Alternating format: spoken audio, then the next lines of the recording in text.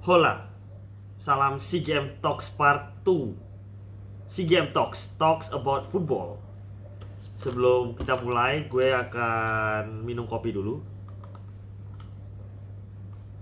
Kopi ini maknyus guys, ini kopinya maknyus banget.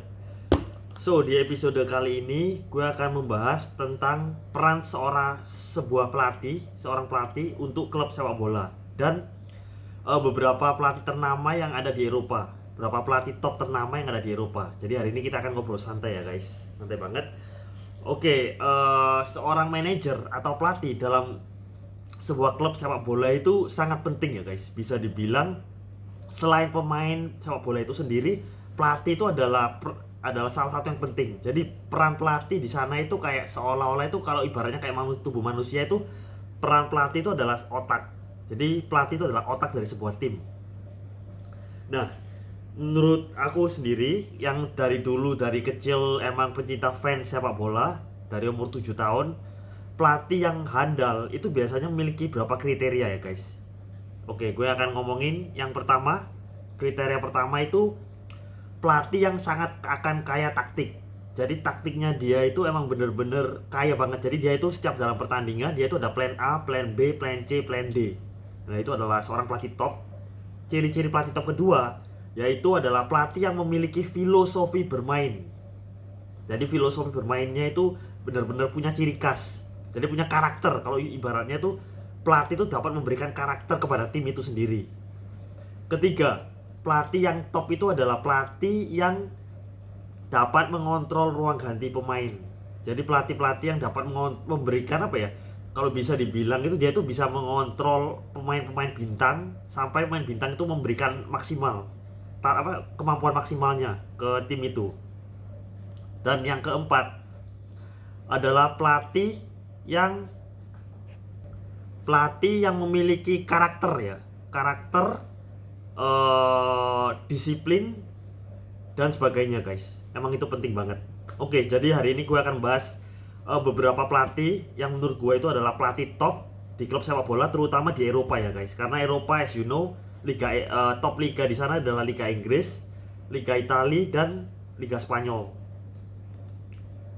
Oke, kita langsung masuk ke pelatih yang pertama gue akan bahas, yaitu Jose Mourinho. Oke, semua mungkin pada tahu lah ya, Jose Mourinho itu pelatih yang ke era kemasannya udah habis ya.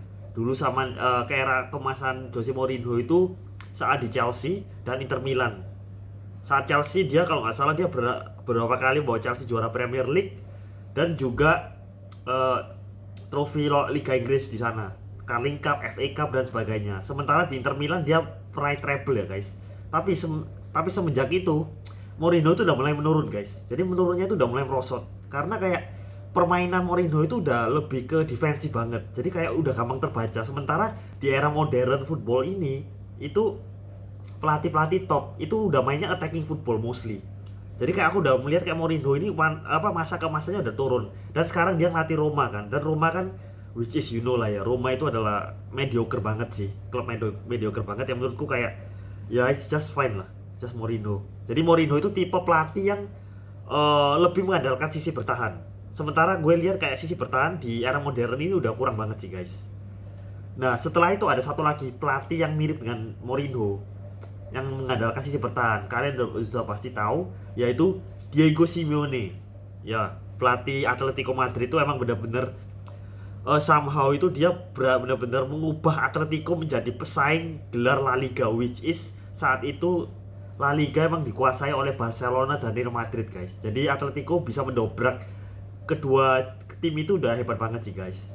Ditambah mereka tembus ke final Liga Champions, tapi sayangnya dua kali ke final, dua kali kalah ke Real Madrid sama Real Madrid. Jadi benar-benar tapi dampak dari Diego Simeone itu yang gue suka ya. Kita ngomong suka dari Diego Simeone itu, dia itu memberikan karakter ke Atletico Madrid. Jadi Atletico Madrid yang dulunya belum ada karakter atau filosofi, somehow dipegang oleh tangan dingin Diego Simeone, Atletico ini menjadi tim yang memiliki super defensif yang kuat serta karakter pejuang. Jadi pemain-pemain yang biasanya main di Atletico Madrid itu daya juangnya itu sangat tinggi guys. Jadi itu adalah dua yang ngandelin defensif. Sementara pelatih selanjutnya yang akan gue bahas adalah Carlo Ancelotti. Oke, semua orang pasti tahu ya guys, kalau Ancelotti itu adalah salah satu favorit pelatihku karena dia adalah pelatih Milan yang berhasil bawa Milan juara Liga Champions 2 kali. Dan menurutku kayak meskipun dengan usianya yang sangat uzur ya, tapi Ancelotti itu menurutku kayak dia itu apa ya? He is type of person yang sangat sangat santai, kalau aku bilang ke pemainnya itu sangat santai, sementara kan pelatih-pelatih lain itu sangat disiplin, sangat apa. Nah, dia tuh sangat santai tapi dia tuh berhasil membawa gelar-gelar juara yang liga, terutama Liga Champion ya. Itu keren banget sih. Jadi kalau Ancelotti itu bisa dibilang dia tuh memiliki DNA Champions. Tapi kekurangan dari kalau Ancelotti ini menurut aku sendiri, kalau Ancelotti itu apa ya guys, kayak taktiknya itu udah ketinggalan zaman banget. Jadi terlalu mengandalkan bintang-bintang individual pemain. Jadi contohnya dari Real Madrid, dia terlalu ngandelin kayak individual Cristiano Ronaldo pada saat itu 2014 kalau nggak salah, Gareth Bale dan pemain-pemain bintang individual lah. Kalau sekarang kan di Vinicius, Karim Benzema kan. Nah, setelah itu juga zamannya Ancelotti megang Kakak, megang Milan kan dia mengandalkan Kakak, Shevchenko, Pirlo, jadi benar-benar mengandalkan individual pemain. Jadi emang benar-benar minusnya di situ sih guys. Nah, pelatih selanjutnya yang akan gue bahas ini menurutku adalah salah satu pelatih yang bisa gue bilang jenius, karena ya salah satu yang jenius lah, yaitu Antonio Conte. Ya kalian pasti tahu lah ya siapa itu Antonio Conte.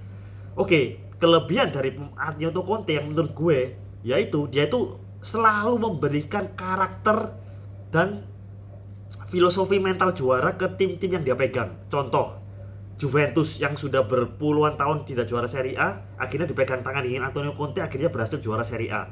And then Chelsea di musim pertama gue masih ingat saat itu City udah dipegang Pep Guardiola, Liverpool Jurgen Klopp, itu Antonio Conte dengan formasi 3-4-3 dia berhasil membawa Chelsea juara Liga Inggris guys. Bayangin, yang di musim lalu, di musim sebelumnya itu Chelsea cuma juara ranking 12.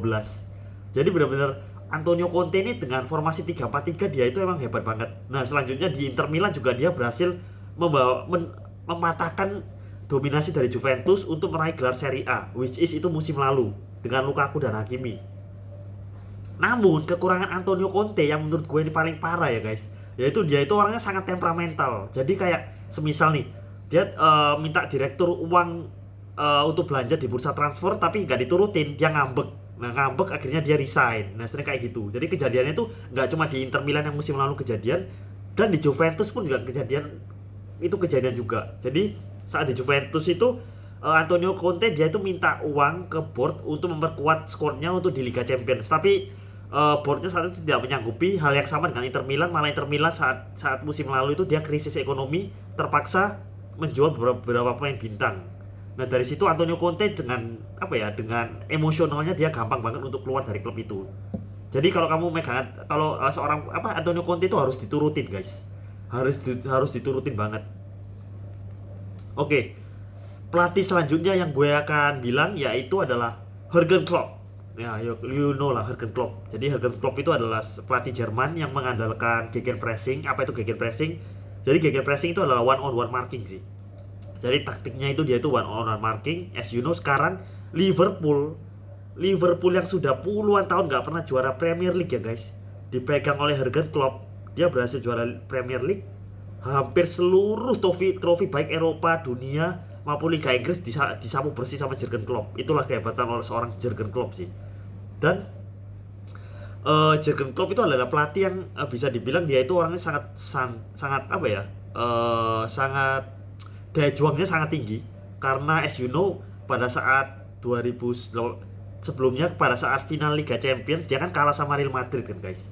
Nah, di musim selanjutnya dia berhasil masuk final lagi, berhasil bawa Liverpool masuk final dan mengalahkan Tottenham. Itu menurutku kayak 2 musim 2 kali final dia bisa comeback. Itu menurutku hebat sih guys, karena menurutku kayak begitu kamu masuk final dan kalah, itu pasti mentalmu itu down. Nah, sementara Jurgen Klopp ini benar-benar pelatih yang sangat easy going, tapi benar-benar bisa dibilang dia itu benar-benar mental daya juangnya itu sangat tinggi.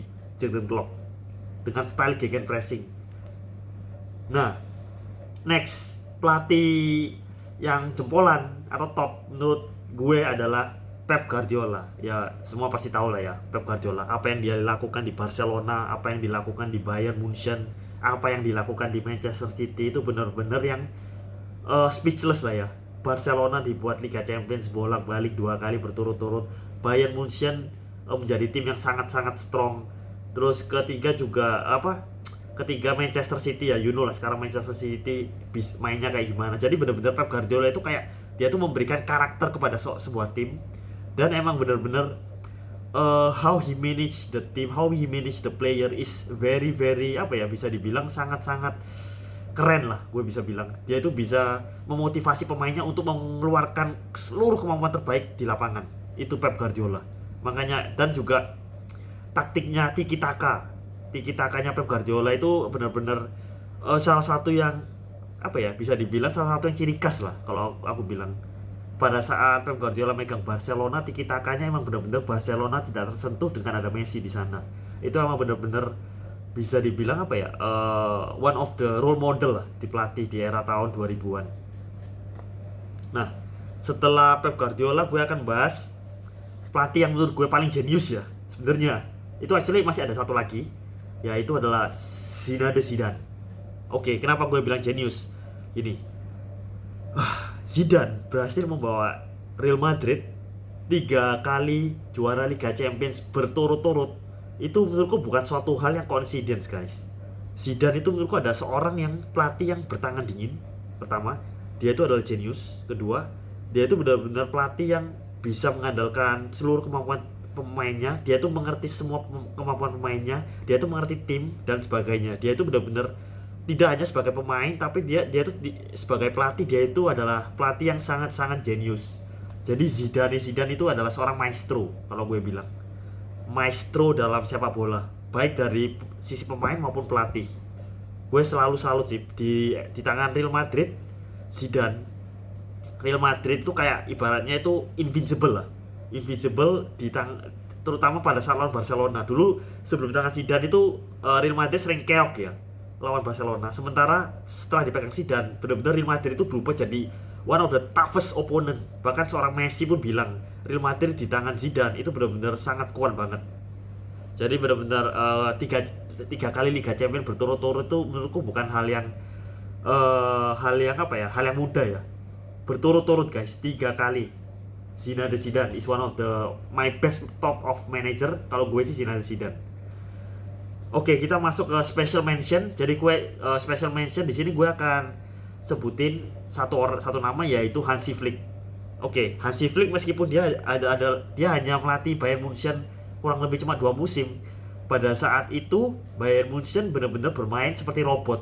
Jadi benar-benar kayak benar-benar Bayern Munchen dipegang Hansi Flick itu kayak gimana ya? Tak terkalahkan lah. Jadi mainnya tuh benar-benar dia nggak berhasil ngalahin Barcelona itu sampai 7-0 kalau nggak salah atau 8-0. Itu benar-benar gue lihat pertandingan itu, emang gue lihat benar-benar pemainnya tuh selalu di posisi yang tepat dan benar-benar semuanya itu perfect lah dari segala lini, mulai build up serangannya, counternya, position pemainnya, semuanya tuh lengkap. Oleh karena itu Hansi Flick ini salah satu yang menurutku kayak he is one of the best lah, German manager juga. Tapi sayangnya sekarang dia nangani timnas Jerman. Tapi gue yakin ya guys, gue yakin dia di Piala Dunia nanti timnas Jerman ini bisa melaju jauh. Bahkan gue bisa bilang lah minimal semifinal kalau gue bilang di tangan Hansi Flick. Karena Hansi Flick ini juga memilih kayak bisa dibilang dia itu pelatih yang spesial banget sih menurutku juga. Jadi emang benar-benar oke banget. Nah, jadi menurut kalian siapa nih dari beberapa pelatih yang gue sebutin yang kalian setuju? Tapi bisa juga gak setuju ya, karena gue ada sebutin beberapa pelatih juga yang gak gue sebutin juga. Tapi this is based on my opinion. Pelatih terbaik jadi ada Zidane, Pep Guardiola, Jurgen Klopp, Antonio Conte, Hansi Flick, Ancelotti, Jose Mourinho, dan Diego Simeone. Oke guys, demikian untuk CGM Talks periode kali ini. Jadi hari ini gue akan bahas itu aja. Jadi first of all just want to say thank you banget yang udah mau lihat YouTube gue, karena benar-benar gue ini masih canggung banget tentang di dunia YouTube ya. Jadi emang benar-benar ini YouTube gue bikin apa adanya. Just want to say thank you so much buat penonton. So jangan lupa subscribe di channel gue. Thank you. So see you on the next episode.